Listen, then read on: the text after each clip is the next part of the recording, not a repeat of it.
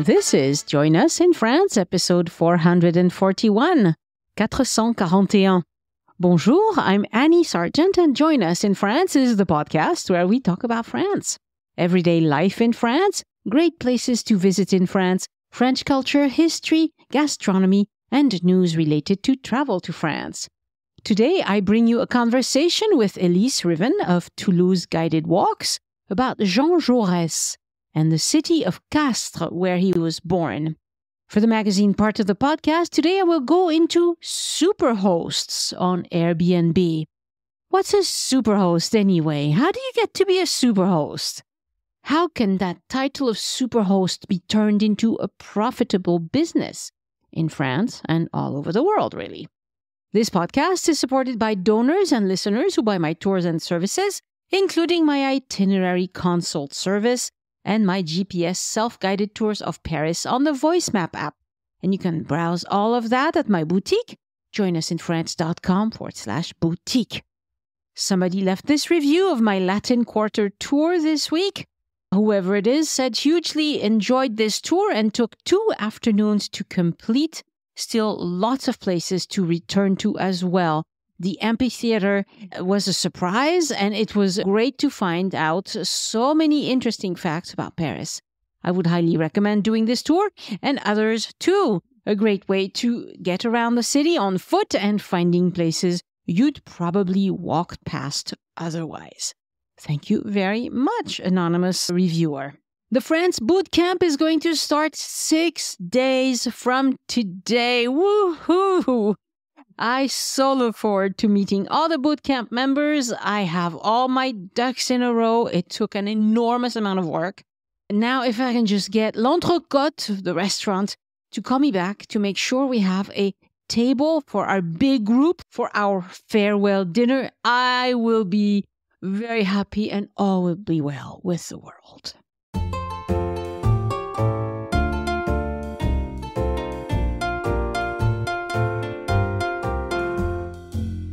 Bonjour, Elise. Bonjour, Annie.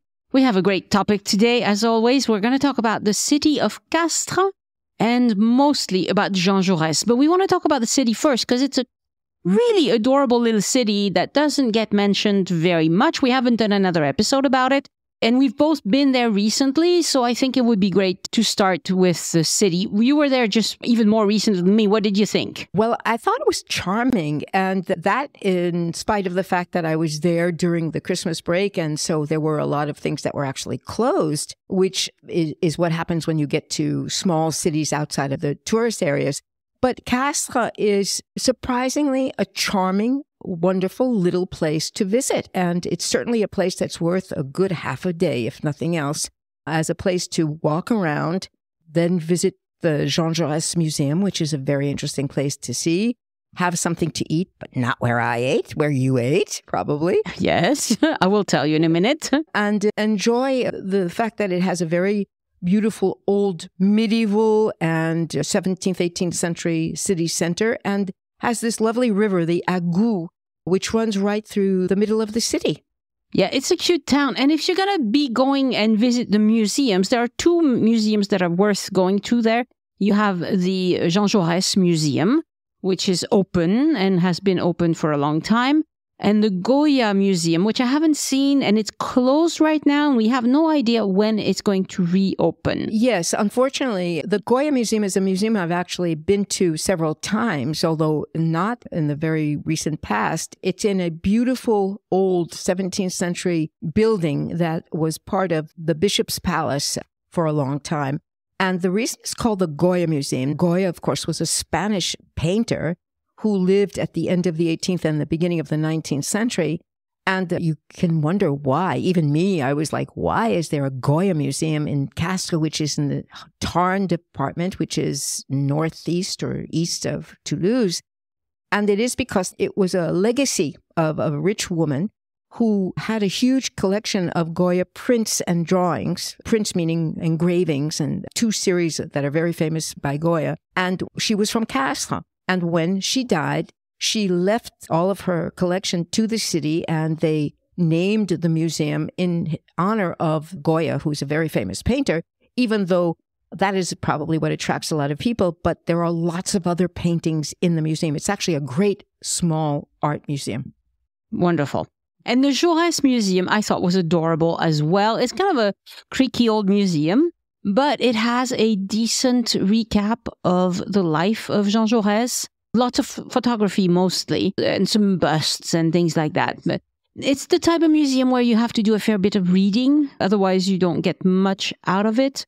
I'm pretty sure the displays were in both French and English. Do you remember? You know, that's an interesting question. I was just thinking about this morning coming over. I can't remember because since I read in French, I don't remember now whether it was also in English or not. I think it was big in French and small in English. It's very possible. The building itself, though, to my surprise, is modern. It's a building that I guess was an old building that they renovated. It was inaugurated by Mitterrand when he was president, which means it was inaugurated in the 1980s as a museum.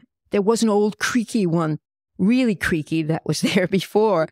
And it's very interesting because down below they have a space that they use for temporary exhibits, and the rest of it, which is the second and third floors, are really devoted to the life and the works of Jean Jaurès, who is, of course, the native son that is the most famous coming out of the city of Castres. Right, right. And to just briefly mention the food thing, so you had lunch somewhere, some trattoria or something Italian, and it wasn't any good? It was no good. Okay. But apparently you had limited choices because a lot of restaurants were closed because it was during, between Christmas and New Year. And so in small places like that, don't expect everything to be, as soon as Christmas is over, people close down and they take some time off. They go away too. Yeah. I went with Jennifer. Hello, Jennifer. I'm sure she's going to be listening to this. And we had lunch at a place called La Part des Anges. And it was a lovely little restaurant, nice service. It's not a super fast restaurant, an hour and a half perhaps. And it's the kind of place that you should reserve a day or two in advance. I reserved on the Fork, and I recommend you do that as well because it makes it so easy to both book and cancel if you have to. We really had a good time at La Part des Anges, so I recommend that one. And walking around the town it's a small little medieval city center, but it's adorable. And also, I would like to mention that Meredith, on the episode about Lautrec, which was, I can't remember, not that long ago, just a few weeks ago, mentioned that she really loves the Thursday organic market that they have in Castres. And just like most French cities, they have markets on different days of the year, but the Thursday one, so it's Tuesday, Thursday, Friday, and Saturday. Oh, that's a lot of market. Yes, and it's morning 7 a.m. until 1 p.m., and it's on Place Jean Jaurès. The big square. The big square, yes. On Thursday, it is an organic market, perhaps exclusively, I'm not sure. These days, markets in France are doing more and more of what they call marché des producteurs. So that means locally sourced. It means that it's the local farmers that are bringing. They also call it circuit court, which means short circuit, but it has nothing to do with electricity. It just means that the food doesn't go from hand to hand to hand to hand, right? And it's coming from nearby. Exactly. It's nearby and it's directly from the person who produced it, or perhaps one step removed or something, but not a lot of hands. And they also have on Wednesday morning, they have a market on Place de la Meillet. So anyway, when you're ready to go, check on the markets because they have markets mostly, because, it's a 50,000 population city. So there's quite a bit. 43,000. In fact, interestingly enough, it's called the Little Venice of the Southwest because it has the river, the Agout, and then another river called the Dadou, which is kind of cute, which both run through the city. But also something I found out yesterday going online, this year, that is this past year, 2022, it has been labeled a town of art and history. So it is coming up in the world in terms of its reputation for things to look at and do when you go there. And it's very clean, the old medieval city center. It's got lots of flower boxes now and a lot of things. It's very pretty. I was there on a very sunny day. It was really nice to see the reflection of the water as you walk along. You can walk along the river on both sides and you see the old buildings and how they come out. You really get a sense of why it's called the Little Venice of the Southwest. It's an adorable little town. Really, if you're in the area, you should stop there and perhaps one overnight or something. And it's not a place where you should stay for weeks, obviously. No. But if you're going to go to Lautrec, for instance, it's not very far from Albi. It's 42 kilometers from Albi, which is very close. It's 72 kilometers, but a little bit of windy road. It's not big highway, which means the 72 kilometers from Toulouse is pretty much an hour's drive. But it's a lovely drive because you go up into the hills, because Castres is a city that's very close to the beginning of what are called the Black Mountains, and a region that has a lot of forest called the Cidobre, which is a great place to go walking and climbing. And it's a great place to go if you have family and kids who are old enough to scramble up rocks. Right. The Cidobre is famous for scramble. You climb on the rocks. Kids love it. It's a place where nothing is forbidden, except you have to be careful because it can get a little bit slippery. Wonderful. So now let's talk about the famous child of Castres. A man, I mean, you can not find, well, perhaps this is a dare.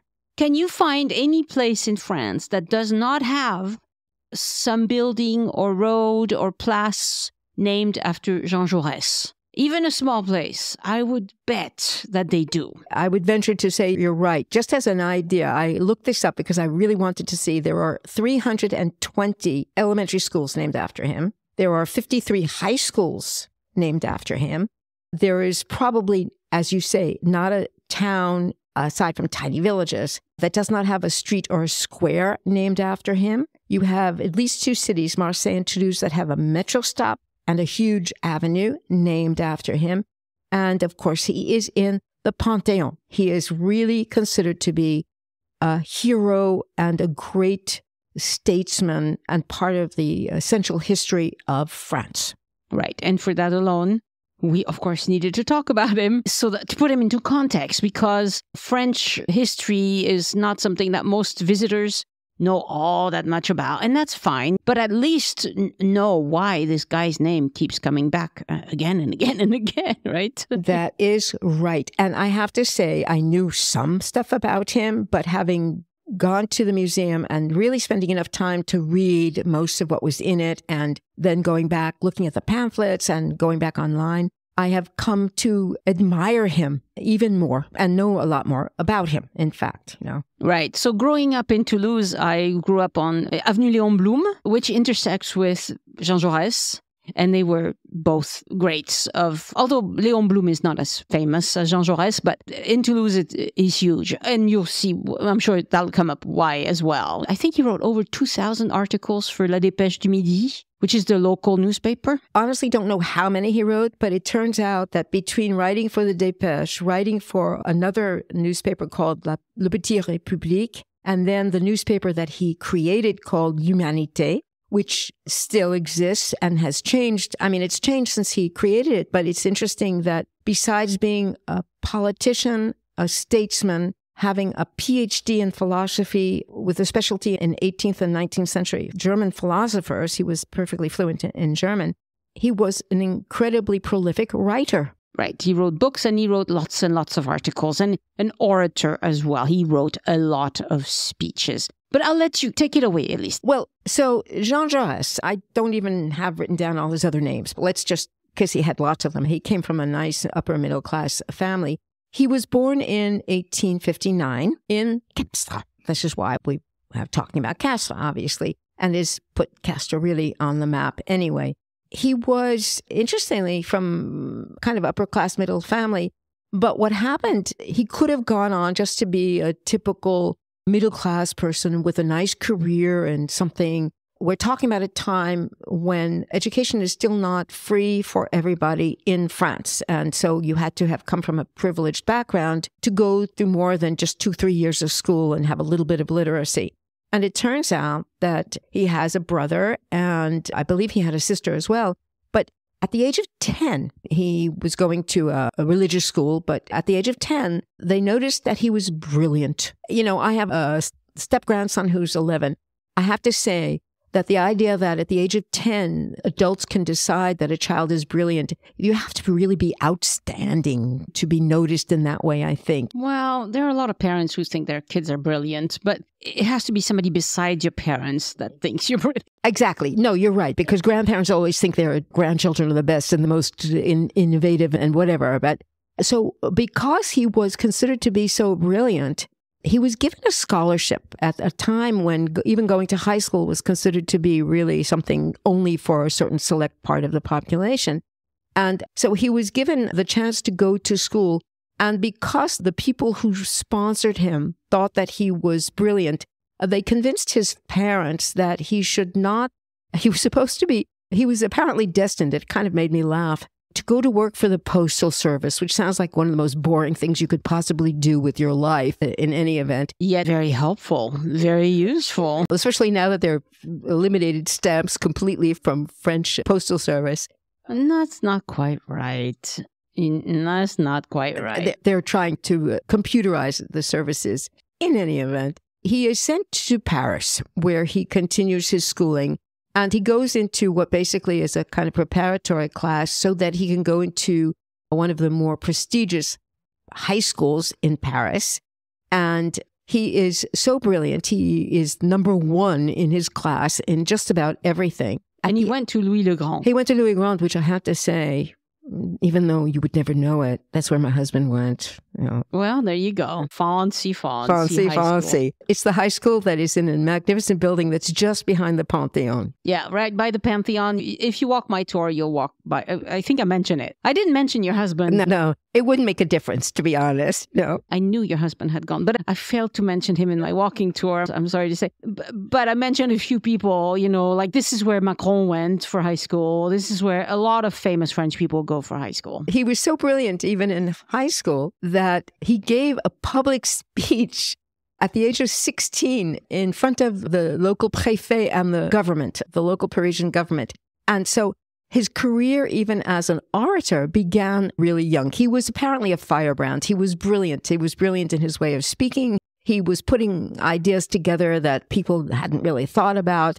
And he chose to study. Interestingly enough, Jean Jaurès decided to major in philosophy, which is interesting considering what happened in his career later on. So in high school and then at university, he was in fact a philosophy major and specialized, as I mentioned, in German philosophers.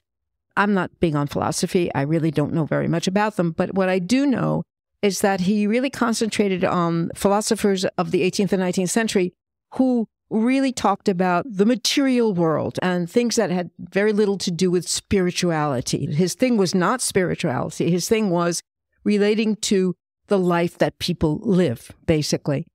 Things people can see and touch. Exactly. It makes sense to me because up until very recently, in French high school, you had two tracks. You were either going to do math and science or philosophy and languages. These were the two tracks. And so it makes sense to me that he had to pick one of the two. And even to this day, for French high school, you have to take a philosophy test. Part of the exam to finish up high school is philosophy. So it's always been big in France. You are absolutely right. It's very big in France. I honestly have no idea if it's big in any other country besides Germany, where apparently it is also very big. He immediately gets a job teaching in Albi, first as a high school philosophy professor. And then at the age of 23, he gets hired to teach as a professor at the University of Toulouse. Which is extraordinary. I mean, 23, come on, that's amazing. Right. And he eventually, of course, gets his doctorate because at this point he hasn't yet finished his doctorate. And then in 1885, so in 1885, he is not quite 26 years old, and he gets elected as a deputy. Now, this is where you need to help me, Annie, because I have to confess that I still have a very hard time understanding the difference between the two chambers in France, okay? Deputies are like senators, is that correct? No, it's the opposite. Deputies are representatives. So they're elected in their region, but, well, okay. In the Fifth Republic, we're not talking Fifth Republic. We're talking Third Republic. Okay, so things were different, I'm sure. But today, you are elected in your department, but you represent all French people. So you vote on laws for all French people. You just, you bring the local flavor, because in America, you have state representatives and you have federal representatives. And it's the same with Senate. In France, we only have the federal, if you want to, So it's a representative. He was elected in the Chamber of Representatives. And that means he was elected, because senators, and I'm pretty sure that was the case already then, so senators are not elected directly, even to this day in France. We don't vote for senator. It's all the elected officials, including mayors, councillors, people like that. They vote for the senators. We don't. It's a different, that's how it works. Okay, so in any event, he starts becoming famous already in 1885, being the youngest deputy in the country. And he represents Castres and the region around Castres at the time. He's voted in. And in the process of whatever happens in his thinking and the people he meets in these very beginning of the 1880s, he starts to have political ideas, and he starts to be interested more and more in politics, not just in philosophy. It's interesting to know that his family, having had an uncle who was a vice admiral, and his family is relatively conservative and very Catholic, his ideas become more and more secular and more humanist, and definitely not religious. And he starts being interested in basically what was at the time more social issues and the beginning of what becomes eventually what is called the Socialist Party. And one of the reasons why is because very close to Castres, there were mines. There's a town named Carmaux, which was famous until the recent past in the 20th century as being a town that had mines. It had coal mines, and it also apparently had glass companies that were using the coal to heat, because you need to have a lot of heat, of course, to make glass. So there were not just hundreds, but there were actually several thousand workers that were working under what were terrible conditions, and miners still work in many places in terrible conditions. And in his contact with people, because obviously he was someone who had a contact with people all over the place and talked to people all the time, he became very sensitive to the situation of the conditions of these workers. And so his politics, which apparently really scandalized his family, moved more and more to what we would now call the left, being that he defended workers. He wanted to make their working conditions better. And since he was a brilliant orator, my guess is, it would be interesting, and sadly, I don't think it exists, to have a recording. Maybe there's a recording left of him at the very beginning of the 20th century. I have no idea. It would be interesting to hear him, because he must have really incited the people who listened to him. He was apparently so brilliant when he spoke. So what happened was he started writing articles, as you mentioned. He started writing articles for the Dépêche of Toulouse, which is a newspaper that still exists and was begun in the 1880s in Toulouse as a kind of socialist newspaper that really paid attention to issues that involved workers and things like that. And he went on, he lost his position as a deputy. Here again, I have to ask you how many years, I don't even know. Is it 2 years, 3 years, or 4 years? I don't know that, especially not in the Third Republic.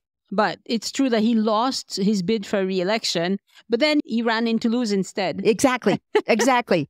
And so he became a member of the government of Toulouse. He was an adjunct mayor. He was a member of the city council. And in this period, which is in the beginning of the 1890s, he writes for the Dépêche. He creates this other newspaper of his own with one of the other people responsible for the movement to create free and secular education system in France. And again, it's impossible to find a city of any size that does not have a Jules Ferry, boulevard, place, or school. School, something. He's huge. And we might do an episode about him at some point as well. This was a time when there was a group of, obviously at this point, only men, but young men who were very dynamic, who were very interested in changing things socially and creating better conditions for a lot of people. This has come after the 19th century was a lot of turmoil in France with changes of regime so many times. And so this is the period that is actually what is still called in history the Third Republic, right? In the 1890s, there is a period of time of 4 or 5 years where most of the workers in the mines in Carmaux and then in Albi go out on strike. And Jaurès, who has been reelected to Parliament, winds up being the spokesperson for all of these miners and for these workers. And there are 2 or 3 things that are really important to know about him. One is that he was an absolute 100% pacifist. He did not believe in army, and he did not believe in going to war. He thought that there was always a solution and a way of working things out so that countries no longer had to go to war. He believed that there should not be a death penalty. He did not think that there should be a militaristic government. He really believed in working to help workers' conditions, that is, people who did menial, difficult jobs to make their lives easier, also to guarantee them a halfway decent salary and provide them with help in case they were sick or in case that they were wounded. And the other third idea that was extremely important to him was the idea that the world can only be improved by having everybody become educated. And in the 1880s and 1890s, it was still not the case that education was free for everyone. And now I'm not just saying just for boys or young men, but for everyone. It was only the case that if you had a possibility of going to school, maybe you went to school for 2-3 years, but the idea that up until the age of even the end of primary school, 6th grade, that everything was available to everyone, this was an idea that was being floated around, but was not yet in place. All of these things were part of what he talked about, part of what he wrote about. So all this time he was a deputy, all through the 1890s, into the very beginning of the very first years of the 20th century. He spoke, he wrote, he came to defense of all of these people who had very menial jobs, the miners particularly, who were devoted to him. And interestingly enough, I was reading about this yesterday. In 1898, he spoke out and wrote about the Dreyfus Affair, which we've mentioned. I don't know if we've ever really done a total podcast about it. We have not. We should. We really should. Again, another one we should do. Right. But what I found interesting was 2 of the articles I read talked about how the reason he decided to defend Dreyfus had nothing to do with what was at the time a virulent form of anti-Semitism, which made Dreyfus the target of both some falsehoods and campaigns that were terrible in terms of what they wrote about him and about the fact that because he was from Alsace and was Jewish, he was obviously someone who was the enemy and a spy. It turns out that Jaurès at first really believed that he was guilty, but it was because Jaurès believed in the due process of law. And when he discovered that papers had been falsified, that was when he decided to take on the defense of Dreyfus. So it had nothing to do with the man himself. It had to do with Jaurès's idea of what fairness was in terms of law and government. And this was basically one of the basic principles that he used all his life. At the end of the 19th century, beginning of the 20th century, his activism led him to be one of the people to create what became the French Socialist Party. Now, this is a part of the history. At the end of the 19th century, beginning of the 20th century, there are anarchists. That's a whole other ball of wax, what anarchism is. There was the beginning of what has come to be known as the communist movement, and there were many different versions of what was considered and what is still considered to be socialism, which means the government helping people. And Jaurès moved basically from one idea to the other, but was very much anti-communist and anti-anarchist. He really believed in government being just and for the people. And so he became friends with and then basically disassociated himself from a whole group of people who are known in the history of France for being part of the political scene at this time. But because he was an adamant pacifist, and because he no longer believed in the death penalty, he started to have a lot of enemies, interestingly enough. And this was a time also, and one of the things I saw at the museum, I don't know if you remember, is that there were hundreds, if not thousands, of nasty cartoons and caricatures made of him. He became the target of these smear campaigns. And when you look at what he defended, there's nothing strange or weird about what he defended. He defended things that had to do with justice, for people to be treated better, for people to have a better chance of education. But because it was against the reactionary Catholic Church, because it was against the reactionary factions in the government, he created many, many enemies. Well, there were a lot of rich people who weren't so happy about needing to share the wealth as equally as was ideal. If you go up against rich people, eventually you're going to make enemies. Yes, indeed. And so in 1905, one of the most significant things that happened was that he participated in the writing of the law that is still in place in France, that is the law of the separation of church and state. This is a concept that is very pertinent today, that is still debated in lots of ways by lots of people. And it was at this time that he started to speak out very adamantly against the death penalty and against the development of a very huge military force, and a force that would be used to attack. He said that it was perfectly okay to defend oneself. It's very interesting. It's kind of like the Swiss idea, I think. I know that they have a standing army in Switzerland, even though they're neutral. Everybody has the right to have a rifle to defend themselves, but they don't make people participate in sort of active, aggressive actions. So what happened was he wrote articles that spoke out about the growing militarism of the government and warmongering. This was at a time when things started to heat up in Europe, unfortunately. The beginning of the 20th century saw the animosity between Germany and France start growing again. There were problems in the Austro-Hungarian Empire. I think that it sounds like Jaurès sensed that the world in Europe anyway was headed towards more war, which had basically been the case up until the 1870s. And so he wrote more and more articles, and he came out in 1913 against a law called the 3-year law, which was a law that was put forth in Parliament requiring 3 years of mandatory military service for everyone in France. And he spent a lot of time writing articles and making speeches all over. And he had a backing. You know, the workers, the people who belonged to the Socialist Party really believed in his ideas and his actions. But he made too many enemies. Well, and also he was going against the grain in many ways. Obviously, it's all well and fine to say you're against war when you don't have anybody threatening at your borders. But as we saw with the question of Russia invading Ukraine, you know, those are the days when you're like, oh yeah, we do need a good strong one, because there are bullies in the world and you have to stand up to them or you get invaded. And so he was going against the grain. I don't think he was right in everything he advocated for. To advocate for peace when everybody else is going towards war is just making yourself an easy target. And unfortunately, that's what happened to him. That's exactly what happened. What happened was basically, of course, by 1913, there was this realization that there was going to be a war. And of course, there was the assassination of the Archduke, the Austro-Hungarian Empire, by a Serb.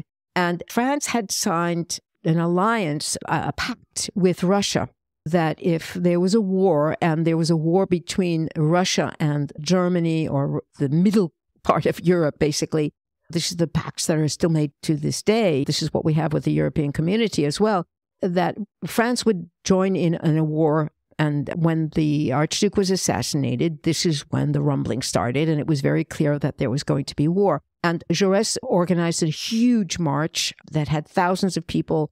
That was basically a march against the idea of going into war. Now, it's true also that he didn't believe that you shouldn't have defensive capacity. In other words, you should have arms. But I think a lot of it also had to do with the fact, unfortunately, was that he was a Germanophile. Remember, he had a PhD in philosophy that was basically based on German thinkers, very important German philosophers.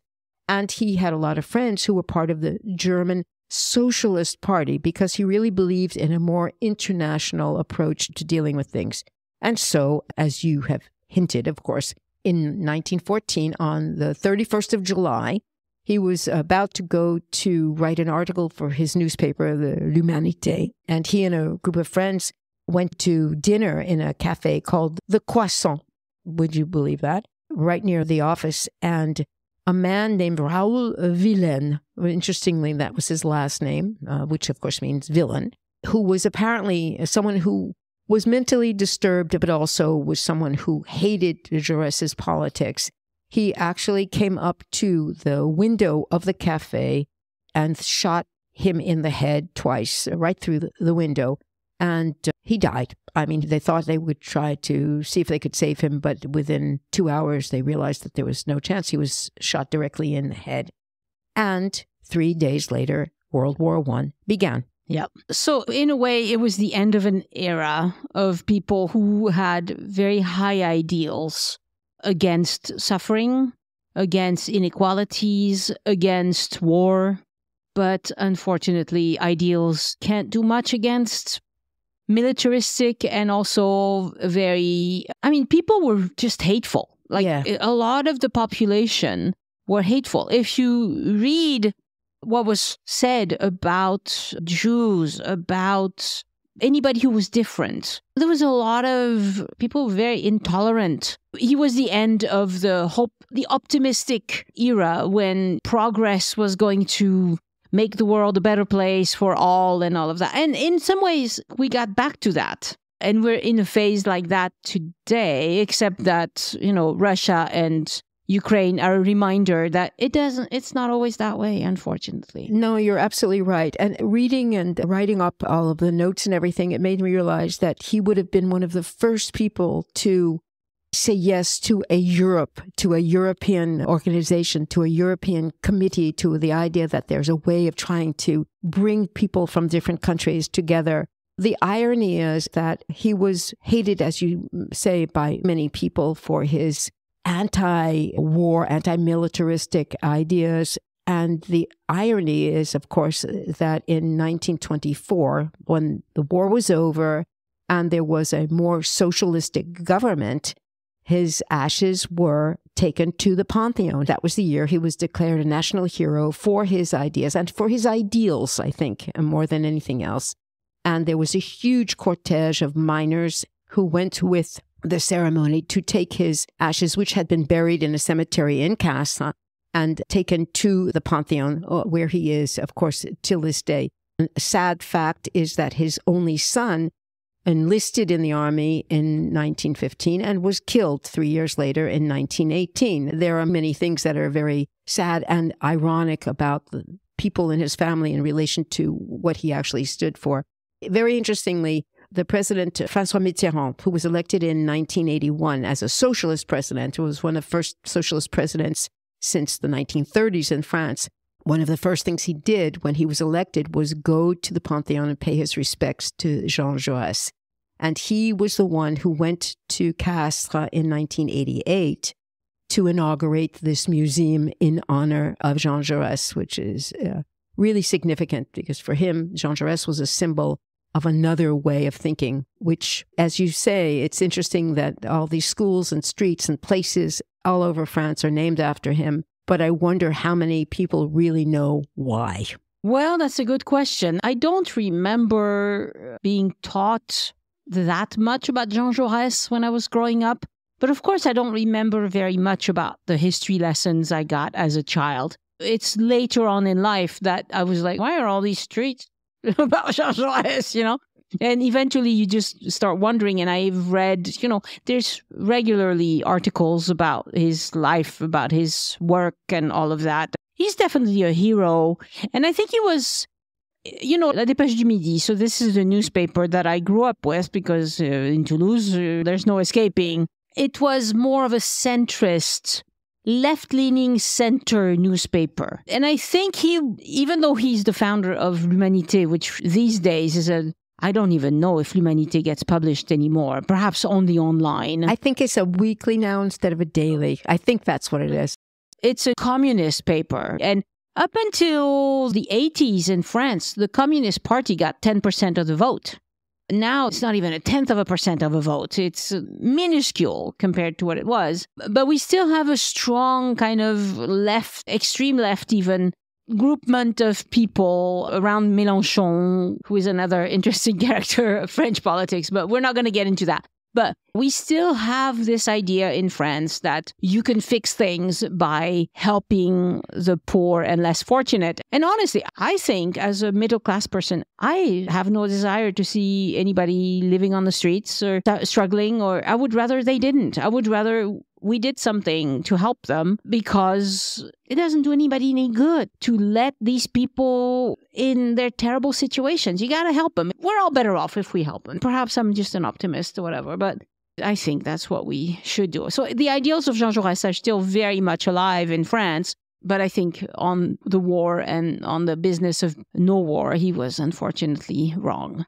Well, when you see all the different things that he believed in, I didn't even mention that. It was astounding to me. He actually put forth a bill which didn't go through to give Algerians, Algeria had been made a colony by France. He put forth a bill to give citizenship to Algerians who are of Arab descent. I mean, these are the things at the end of the 19th, beginning of the 20th century that were absolutely unheard of. Yeah, people were like, hell no. Right. There was no more slavery, but the islands in the Caribbean, Martinique, Guadeloupe, and all of that, there was no more slavery, but it might as well have been, just like the sharecroppers in the south of the United States.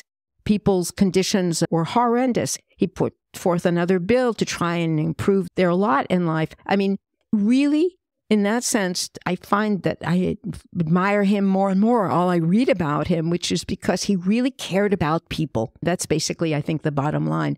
And maybe I agree with you. There are times when, unfortunately, war is inevitable. I'm not sure about World War I. I honestly don't understand really why there was World War I, but that's another whole story. But I can understand why it was part of his humanistic ideas to think maybe there's another way of solving problems, whatever. In any event, thank you, Jean Jaurès, for existing, because you really did make a difference in the end. Certainly. And also, if you're in the southwest of France, do consider a visit to Castres. It's a cute town. Honestly, it's well worth one overnight. And the issue is always when you travel, should we go there and stay? But I think you can use it as a central and then branch out from there, because there's a lot of places to do day trips from there. Exactly. You can go to, as you mentioned, the village of Lautrec, but you can go to the Cédovre and see a lot of nature. You can go into Albi. You can go hiking in the Black Mountains. It's not a bad place to be. And it's also an up-and-coming kind of small town in France. That's worth considering if you want to possibly move to France at some point. Not a bad place to retire to, honestly, because medical care is pretty good. I mean, for the big things, you need to go to Toulouse, but it's not that far. It's an hour drive. And it's very dynamic right now, economically. Thank you so much, Elise. You are quite welcome, Annie.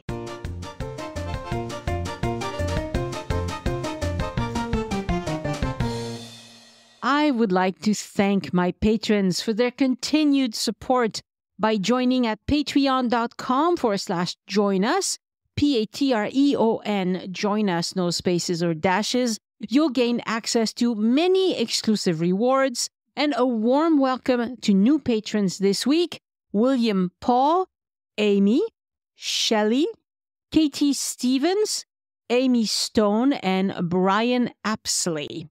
Your dedication to keeping this podcast going is truly appreciated. Patrons, I recommend you download the Patreon app for easy access to your rewards on the go. Enjoy perks like French pronunciation assistance. I need to get back to that after the boot camp, I promise. Personal video updates as I explore France, and delicious French recipes beyond the ones you can already find in my cookbook. Join us at the table. And if you're gearing up for a trip to France and listening to as many episodes as possible to prepare, keep doing that. It's a great way to prepare your trip. But you can also take advantage of my expertise as your personal itinerary consultant. To get started, simply follow these steps. Number 1, purchase the service at joinusinfrance.com/boutique. Then complete a questionnaire to share your travel ideas and preferences. Then the third step is schedule a phone appointment during which we'll discuss your plans for about an hour. And number 4, after our conversation, I send you a comprehensive document outlining the itinerary that we discussed. Now, the thing is, my schedule is booked up many weeks in advance, and unfortunately, I can't stretch the time, but I'm trying to figure out ways to make it easy for people to just book a time to talk with me. Just quick questions kind of deal. I'm working on that. It'll probably come in June. But if I'm fully booked up and you're coming soon, you can still take me in your pocket by getting my GPS self-guided tours of Paris on the Voice Map app. I've got lots of them. You can choose from Eiffel Tower, Ile de la Cité, Le Marais, Montmartre, Saint-Germain-des-Prés, and the Latin Quarter. This is really the simplest way to enjoy a worry-free Parisian experience because my voice guides you through all the wonderful sights and tells you the significance of the places where you are standing. Now, you can access these directly via the Voice Map app if you need immediate access, or you can receive a special listener discount by buying codes at joinusinfrance.com/boutique. But if you do it that way, it will take a couple of days, okay? This is not an automated process. One of the things that comes up all the time in the Join Us in France Facebook group is Airbnb. Some people love it, some people hate it. It's clear that this service creates all sorts of problems for locals because it pushes rental prices up. Many municipalities are taking steps to limit the number of nights owners can rent their apartments and impose licenses and taxes. So either you only rent for a few nights a year or you pay quite heavy taxes and licensing fees. As you know, if you've been listening to the podcast for a long time, I inherited an apartment that my parents bought decades ago in Spain. It's in a city called Vilanova y la Geltrú, and Elise and I talked about it in episode 117 of the podcast. I am now doing some much-needed renovations to the apartment, and I thought, hey, it's going to be looking much nicer, and I only use it for a few weeks a year. Let's talk to some people about renting it out as an Airbnb. This is when I learned all about the racket of the superhost. Becoming a superhost takes some skill. You have to be good at getting your apartment ready for visitors and be good at getting them to write you glowing reviews. And you have to do that repeatedly, maybe 20 or 30 times. But once you get to be a superhost, ding, ding, ding, ding, you can monetize that. Here's how it works. A charming superhost sets up a business where they offer to list apartments. They get you to comply to what they know renters want. Because they've done it for a long time, they know what renters want. They also make sure that you're set up legally to get rental income in that market. So they talk you into paying your taxes. Even if it's high, you got to pay your taxes. And they list the apartment for you. Of course, they take both a yearly retainer and a 28% of whatever you charge per night for the privilege. Most of them only list your place if you'll sign for at least 2 years and if you agree to never use the apartment in high season. And then, me, a complete newbie in the Airbnb world, I wouldn't know how to list it, how to take photos and write the descriptions. And they do it all because they know what sells. So when you think the apartment is going to be great because it belongs to a superhost, you're wrong. It probably does not belong to the superhost. The superhost has never stayed there. They just walked through with a checklist, took some photos, wrote descriptions with keywords they know hit the spot. They're also taking a big chunk of money for the privilege. Then, the two I talked to said, when pressed, that what would be left for me is barely enough to pay all the utilities and taxes for the year, because Villanova is not a touristy town. So, I don't get to use my apartment when I want it, and the only people making money are Airbnb and the superhosts. It's not for me. I can see how investors who just want to fix up several places in a city in high demand, like Paris or Nice or Barcelona, they do it according to the taste of visitors and put it in the hands of a superhost. They would get to pay off that property quite quickly because they got people who know their drill. But then there's another layer to this. Right next to Villanova, which again is not a touristy city, is another town called Sitges that is very, very, very touristy, okay? Lots of tourists from all over the world. You hear English in that town all the time. The mayor of Sitges recently decided that he's done granting tourist licenses to new apartments. There are way too many Airbnb apartments in Sitges. Locals can't afford to live there anymore. Now, nobody new can get in the game in Sitges.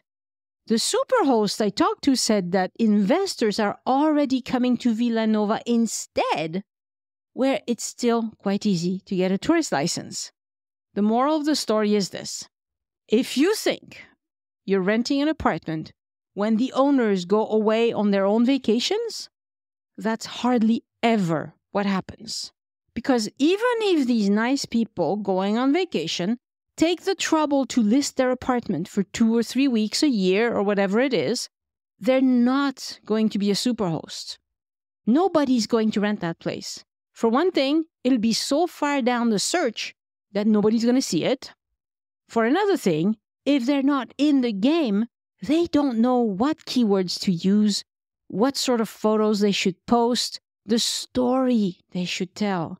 So when you book an Airbnb, you're probably dealing with an owner who has a portfolio of apartments bought as an investment, who then contracts with a superhost to keep the place full as much as possible. And also, they want a new IKEA kitchen every 3 years. She actually told me, because I'm getting a new IKEA kitchen. And I told her I'm not sure what to pick, whatever. She said, oh, it doesn't matter. You'll have to redo it. Oh my God. Like 3 years, so you redo it. And they also want a beautiful view out of the balcony. That's very important. That's what sells in that area. Now, obviously, there are times when it makes sense to rent an apartment rather than go to a hotel. I know this. I just wanted to shed some light on the Airbnb ecosystem because I learned a lot about it this month, and I bet most of you don't know this. Thank you so much for telling your friends about this podcast, for your reviews and all of that. You are wonderful. And a big thank you to podcast editor Christian Kotovan, who produces the transcripts. He's such a big help. If he wasn't there, there wouldn't be a podcast next week because I'm going to be way too busy, or the week after that. Next week on the podcast, an episode about visiting French ports on the Mediterranean by cruise ship. An episode with Helen Talley-McRae. We haven't talked about cruise ships very much, but it's a biggie. And the question is always, what do we do with the short time we have in port, right? You'll hear all about it next week. Thank you so much for listening, and I hope you join me next time so we can look around France together. Au revoir. The Join Us in France Travel Podcast is written, hosted, and produced by Annie Sargent and copyright 2023 by Addicted to France. It is released under a Creative Commons Attribution, Non-Commercial, No Derivatives license.